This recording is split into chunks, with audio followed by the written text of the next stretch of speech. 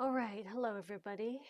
Today's lecture is on socioeconomic change and the Kabo reforms at the end of the Joseon Dynasty.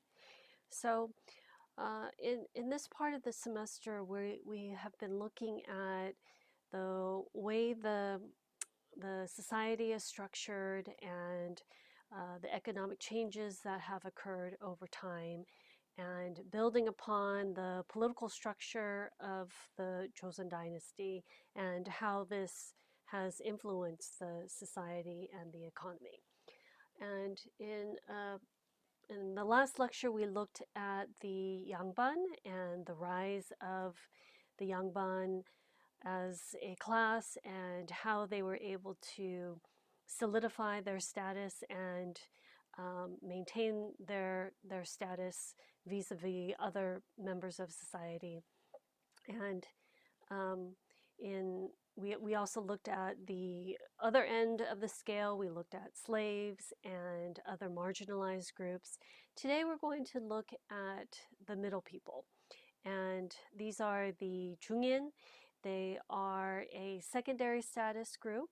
So most of them lived in the capital because they were technical specialists. These were the people who they were not Yangban, but they were not commoners, so they were somewhere in between. They had their own specialized exams, the technical exams that they took, and they specialized in law, um, medicine, interpretation, et cetera, et cetera. And they become a hereditary class of their own. Um, Many of the sons of Yangban whose mothers were secondary wives, and so since they were not considered full or real Yangban, some of them became middle people, some of them became Jungin as well, and so they started intermarrying amongst each other. Now, because of their technical training and their skills, this was considered to be of a lesser education, less erudite or less scholarly. Um, but as I have explained in previous lectures, they were necessary for the functioning of the court. The court, whenever they would send an embassy to the Qing capital, they needed somebody to interpret. And the, the, there were doctors that were needed throughout the country. There were legal specialists, people who could determine what the proper punishment was for a crime. And so these technical functions, they were not considered to be as erudite as Confucian scholars and those who studied and sat for the civil service examinations. But this would change at the end of the 19th century, particularly with the introduction of Western style or modern learning. So as Korea was opened up in 1876 and Korea started trading with various countries and signing treaties with Western countries, including the United States, Britain, France, and Germany. So what occurred was after the signing of these treaties in the 1880s, the court, Kojong, decided that it was probably time to start understanding what was going on outside of Korea, particularly given that Japan had been able to really radically change things in their country in all areas, politically, economically, socially. So Kojong started sending out these quote unquote sightseeing groups. And so he sent some to Japan, he sent some to China, and he sent one to the United States. And once these individuals went to the United States and they saw firsthand just the kind of development that they had only heard about, and they saw how the United States had these modern railroads and factories and communications and education and transportation and et cetera, et cetera. Um, so they decided, okay, well, we should probably start to learn from this, and they slowly started introducing various types of technology. First, it was military technology, and then they brought over some Americans to set up some schools. And so we see a gradual intellectual shift that occurs that is beginning to incorporate um, this more kind of technical, practical style of learning. And what this did was then um, it really changed the not only the educational but the educational landscape in Korea. And the Jungin, these middle people, were were extremely well placed for the new roles and the new type of education that were being offered in the late Joseon dynasty. So, for example, when you have um, um, American teachers that are coming in and they're starting to teach about um, military technology or agricultural technology. They're teaching English. They're teaching um, international law. I mean, these were all subjects that the Jungin had historically been specializing in and were extremely well groomed for this type of education. And also with the opening of Korea and the signing of these new treaties, then there were also all kinds of new opportunities. So um, now you need, and there's an increased need for interpreters. You need interpreters who can interface with the Americans and with the British and with the French and with the Germans and all of these different countries now. And also since the system of foreign relations was changing, so we're shifting from the traditional tribute style system to one that is based um, on international law and an idea that all nation states are equal and sovereign. Well, now there is this new need to have um, a group of officials who are well versed in international law, and so there are all kinds of new opportunities that arise post 1876, and the Jungin or the middle people really are just very well placed to take advantage of these changes. All right, some other socioeconomic changes that occurred at the end of the Joseon dynasty. We talked a little bit about this in a previous lecture, but there were these fallen yangban. So not all yangban are created equal, as you know by now.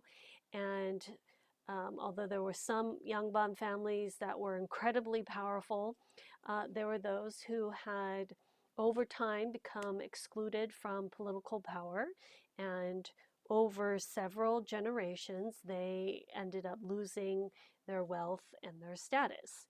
Um, but the changes that occur at the end of the Joseon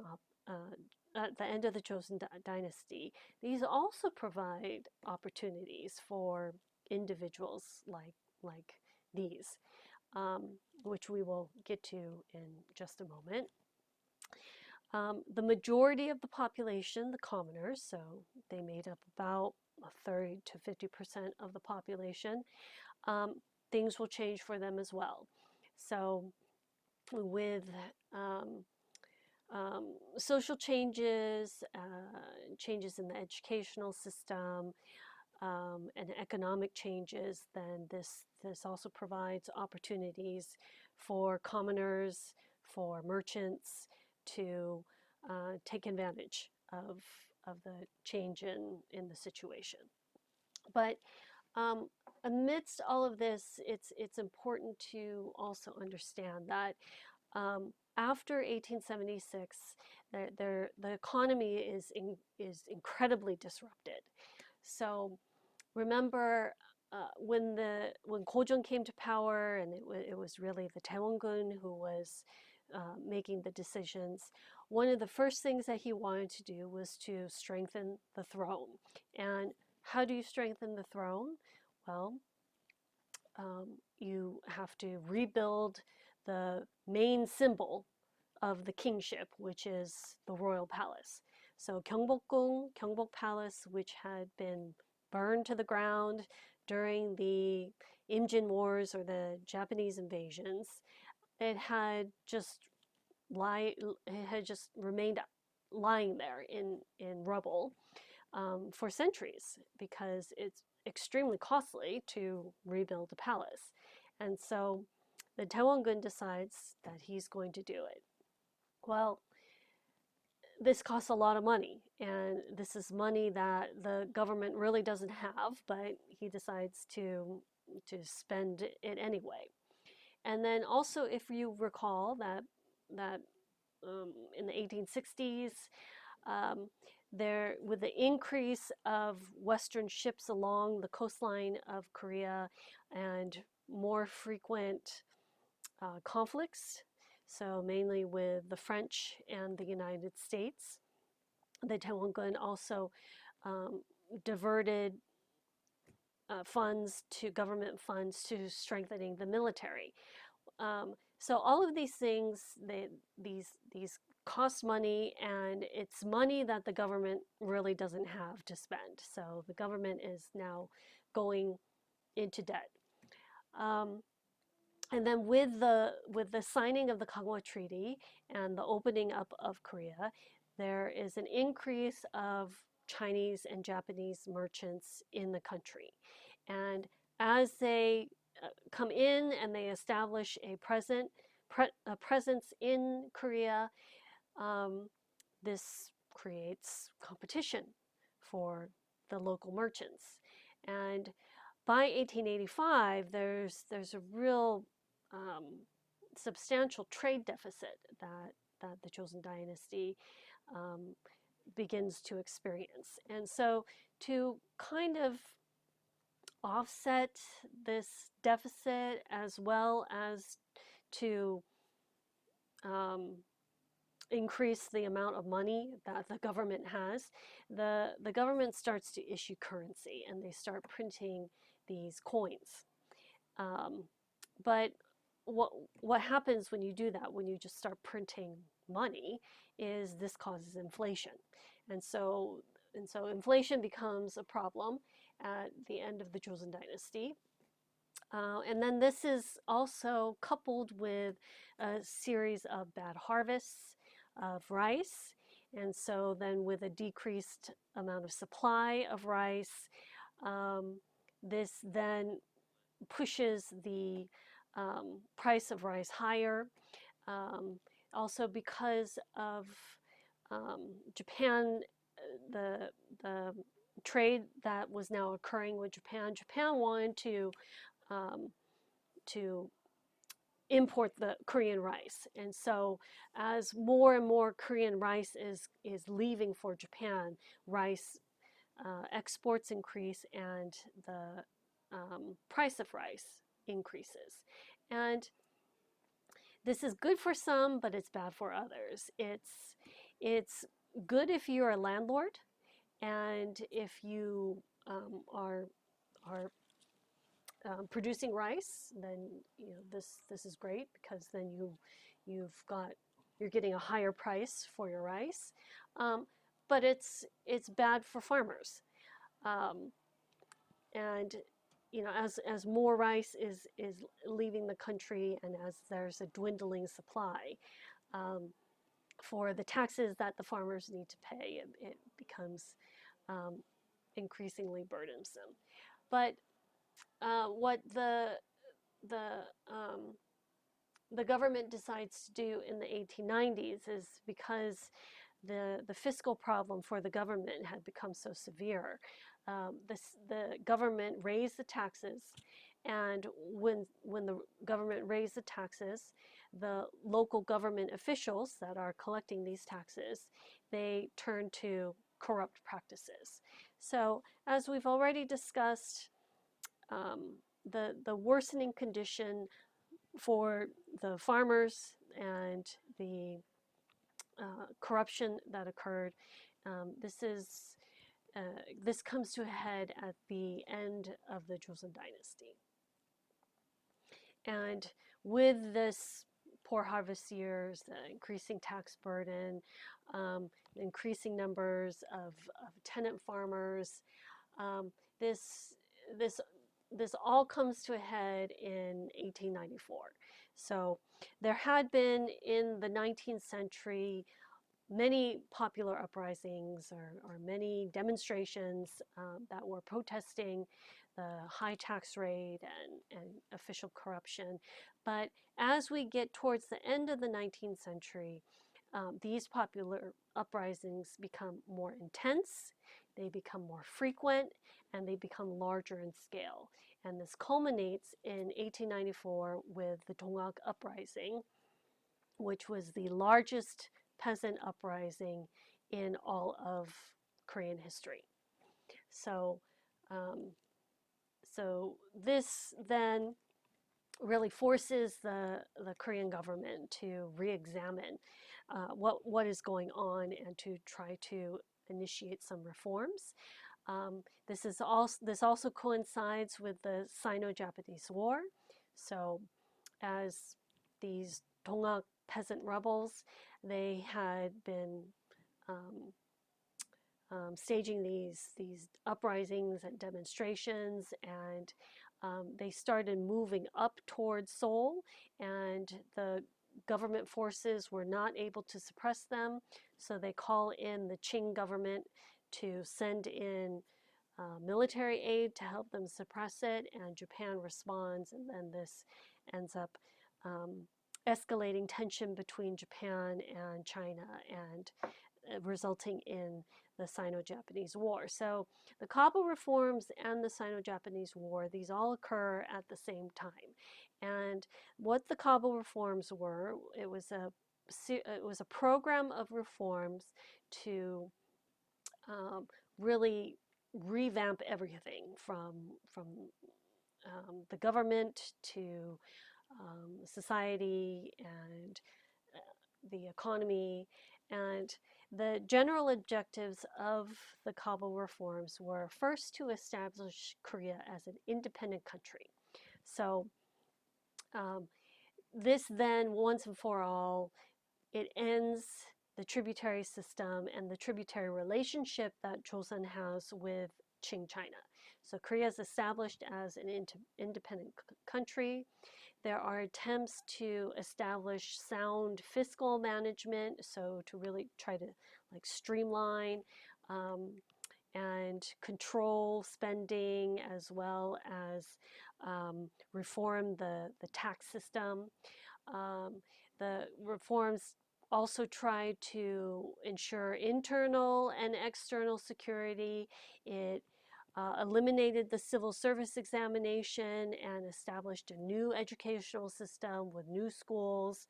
It also initiated social reforms. So slavery was again once and for all abolished, and certain social restrictions or social stigmas were removed. So for example, previously widows were not allowed to remarry, but now they were allowed to.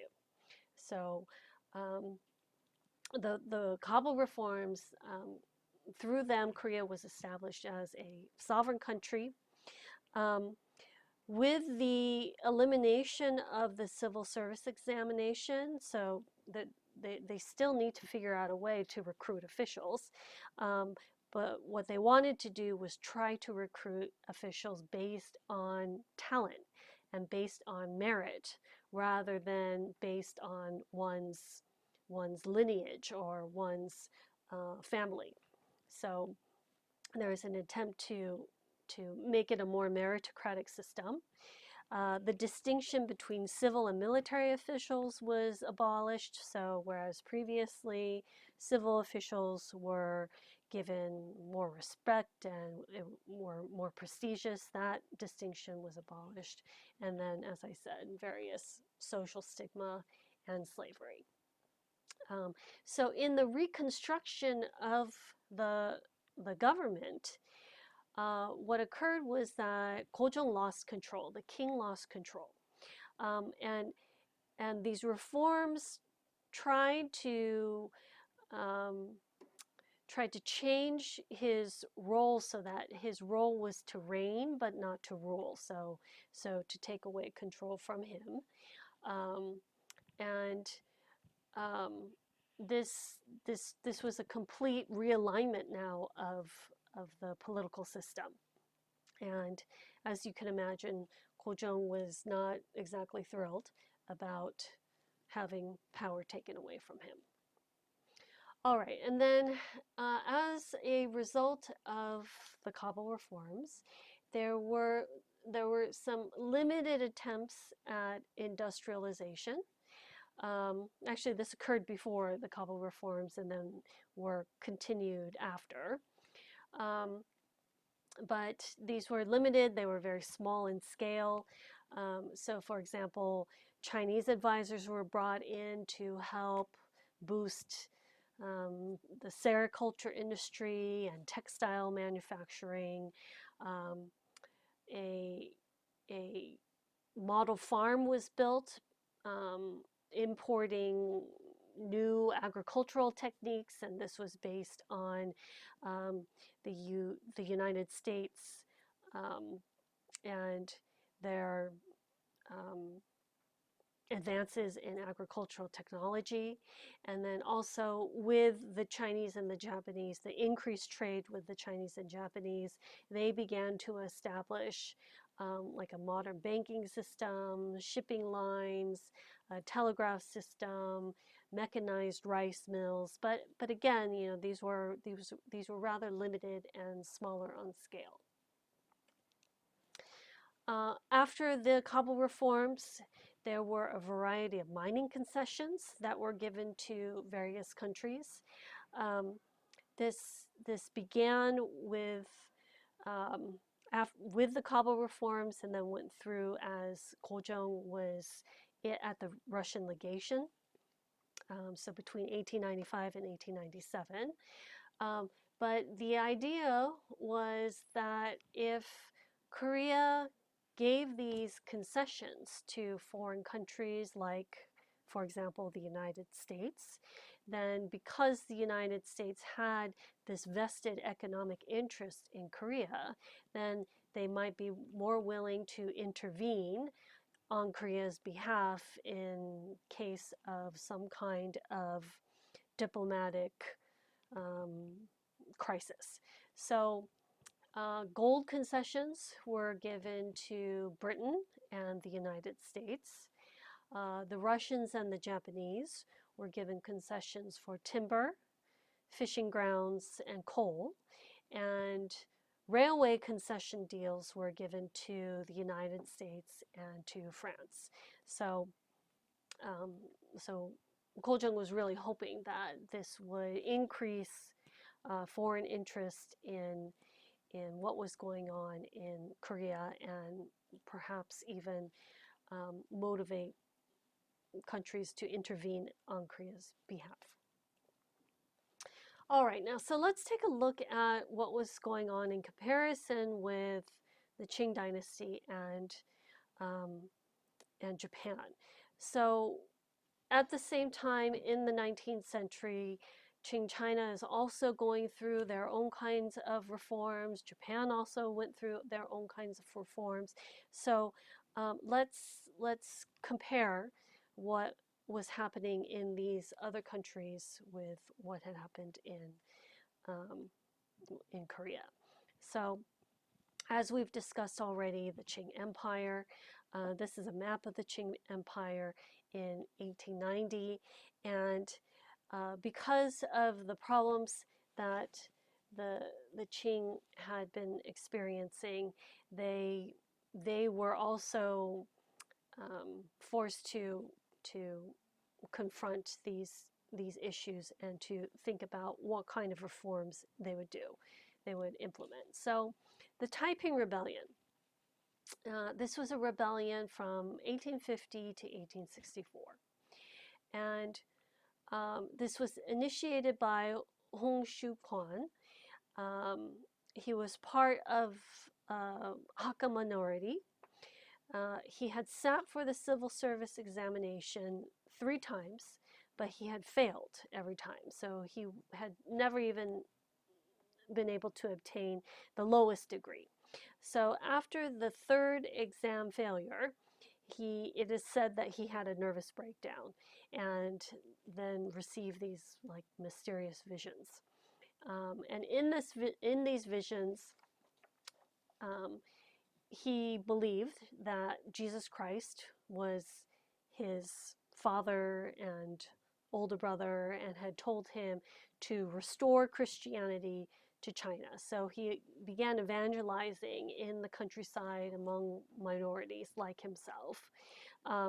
He pronounced himself the heavenly king of a heavenly kingdom of great peace, and that's what Taiping means, is great peace. And then as their numbers increased, um, they had these armies that started marching northward towards the capital, and they began picking up new recruits along the way. So by 1853, they had succeeded in capturing Nanjing, and they made it their capital. The Qing imperial forces, so the government's imperial forces, they eventually suppressed the Taiping Rebellion and recaptured Nanjing in 1864, but not after 20 million people had lost their lives. And so this was really a huge wake-up call for the Qing dynasty. And it's at the same time that we see the Tongzhi Restoration. So the Qing dynasty, they made an attempt to make some pragmatic adjustments to the government. The court was also at the same time suppressing this Taiping Rebellion, as well as trying to end the foreign military occupation of Beijing. And they really started making a concerted effort to self-strengthen. And this included building up their military. But in terms of the economy, there was really no extensive industrialization that we saw at this time. The Chinese, they own 40% of stock of Western firms, such as in shipping, cotton spinning, and baking, and they held 60%, held shares in 60% of all the foreign firms in China. But the vast majority of the Chinese were very poor farmers. And so because of this lack of industrialization, we don't see a lot of changes. And then with the Boxer Uprising, if you remember, this was an anti-Qing movement, so an attempt to overthrow the dynasty. It was an anti-foreign movement, and so we have, these foreign countries, 8 nations that combine their forces in order to suppress the Boxers, and this really was just evidence of how ineffective the Qing dynasty was, and how and further proof that the Qing dynasty was vulnerable and incapable of resisting the Western countries. So with the rise of the Boxers, the Boxers, these were mostly farming communities. They were vulnerable to the weather. They had beliefs in the supernatural, and so with the visible weakness of the Qing state. They rise up, and then we have another attempt by the Qing dynasty to initiate reforms. So there was a modern army that introduced Western-style weapons and drills. Um, they tried to implement or introduce new forms of education that incorporated Western-style education.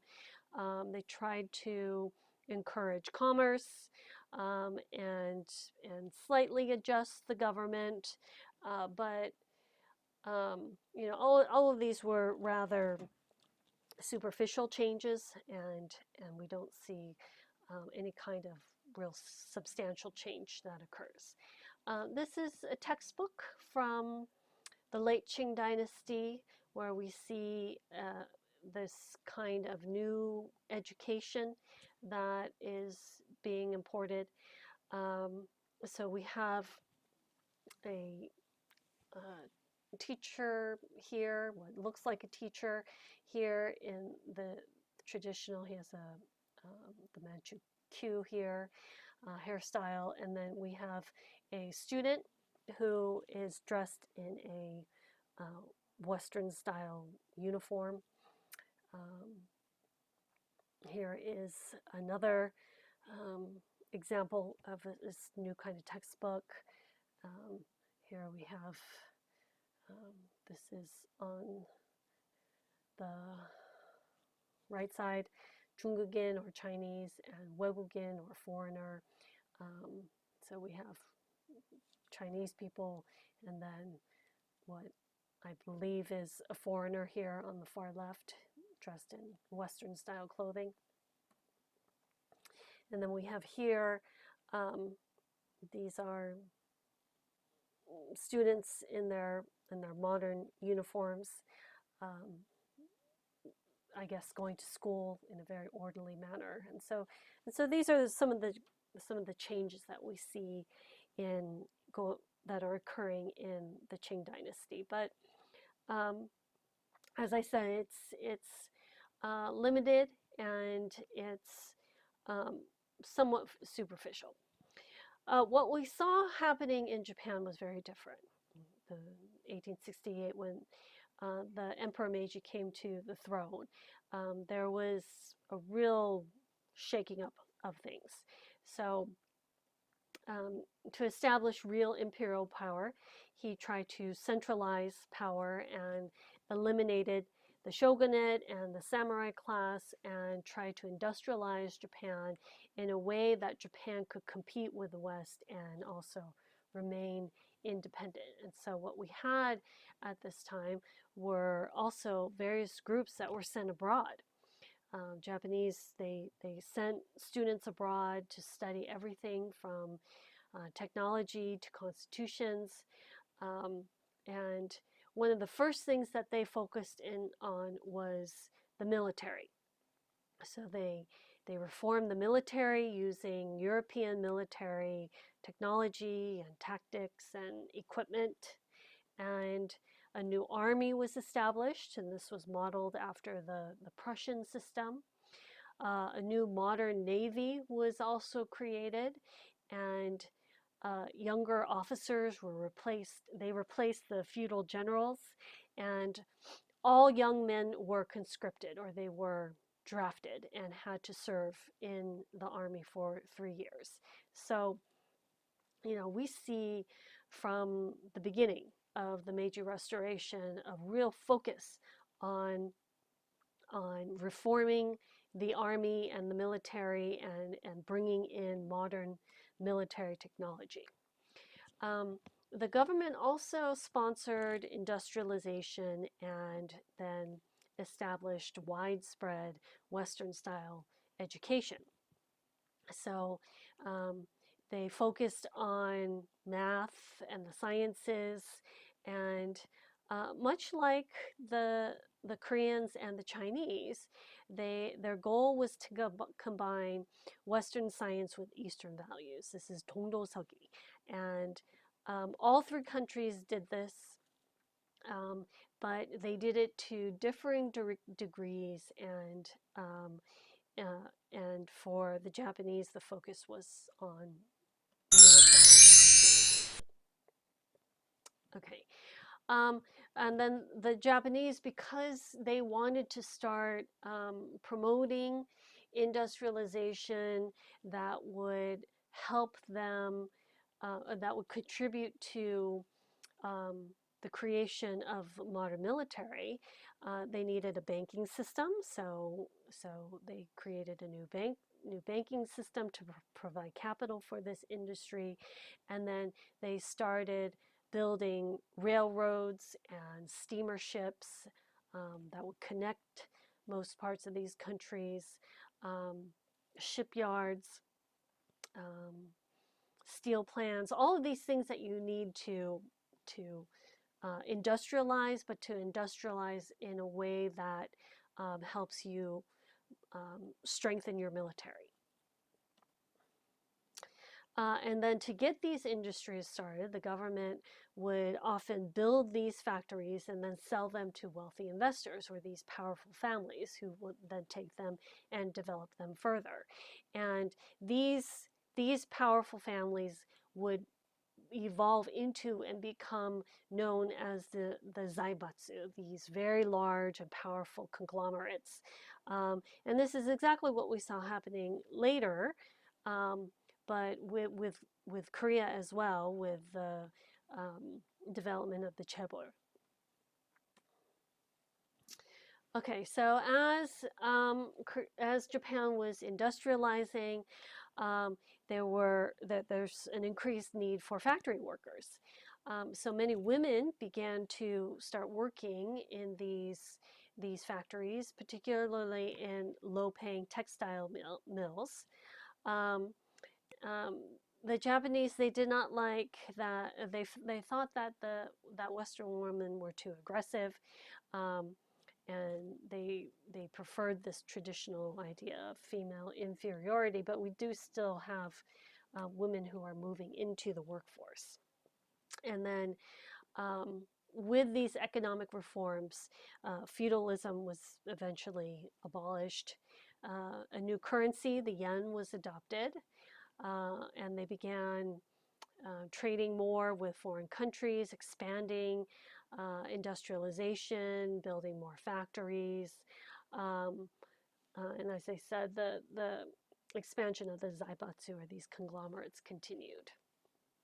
Um, so whereas before the Meiji era, as you know, the daimyo, the local warlords, they all had their own armies, but the after the Meiji reforms, a national army and navy were established.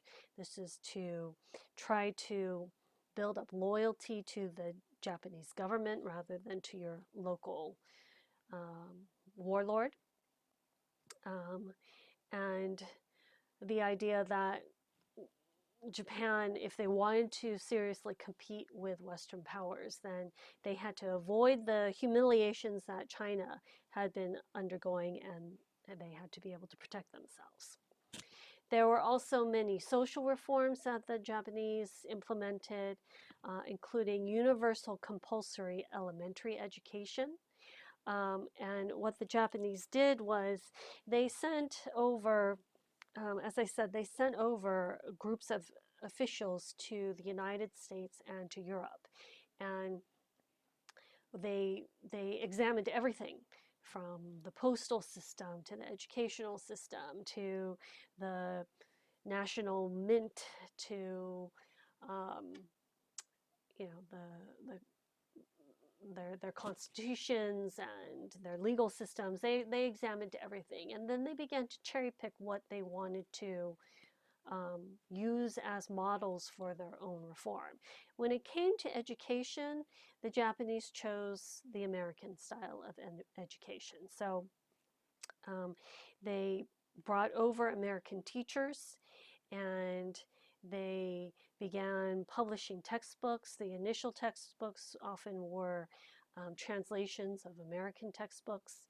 Um, and then they also began establishing universities, so beginning at the primary level, secondary level, and then higher education. Um, And this education, not at the university level, but the lower education, um, these were compulsory, so it was mandatory for all Japanese children to go to school. Um, there were many social changes that occurred um, as Japan began to change and to adopt all of these various um, types of either architecture or literary styles or music. Um, and so what we have then is a real diversity of intellectual and political thought in Japan, and as well as the growing independence and empowerment of women and the movement of peasants from the countryside to these factories. So there are really um, a lot of social changes that occurred in Japan. Now,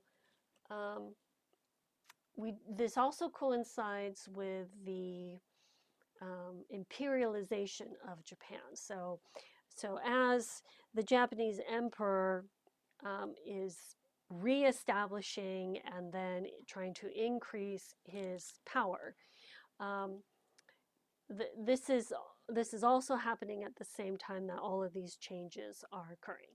Now, why did this happen? Well, there are many reasons for why this happened. Part of it is because there's in general a lack of fertile land for agriculture. So